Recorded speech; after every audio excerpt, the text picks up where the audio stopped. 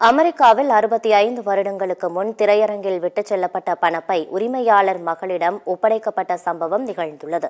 அமெரிக்காவின் ஜார்ஜியா மாகாணத்தில் உள்ள அட்லாண்டா நகரில் பிளாசா என்ற பழமையான திரையரங்கம் உள்ளது. இந்த நிலையில் திரையரங்கை மறுசீரமைக்கும் பணிகளை உரிமையாளர் எஸ்கோபார் மேற்கொண்டார். அப்போது ஒரு கழிவறை சுவற்றில் இருந்து ஒரு பணப்பை இருந்தது கண்டறியப்பட்டது. அது காண்பதற்கு மிகவும் பழமையானதாக இருந்ததால் அது குறித்து ஆராய்ந்த பின் பணப்பையின் உரிமையாளர் ராய் என்பதும் அவர் 1959ஆம் ஆண்டு திரையரங்கிற்கு வந்தபோது பணப்பையை விட்டுச் சென்றதும் கண்டறியப்பட்டது. தற்போது அவர் உயிரிழந்த நிலையில் அவரது மகளிடம் பணப்பை ஒப்படைக்கப்பட்டது. அதில் அவரது அப்பாவின் ஓட்டுநர் உரிமம் மற்றும் சில ஆவணங்கள் இருந்ததைக் கண்டு அவர் பெருமகிழ்ச்சி அடைந்தார். அப்போது அவருக்கு வயது 6 ஆகும். அவரும் தனது தந்தையுடன் திரையரங்கிற்கு சென்றதை அவர் பணப்பையை கண்டவுடன் நினைவு கூர்ந்தார்.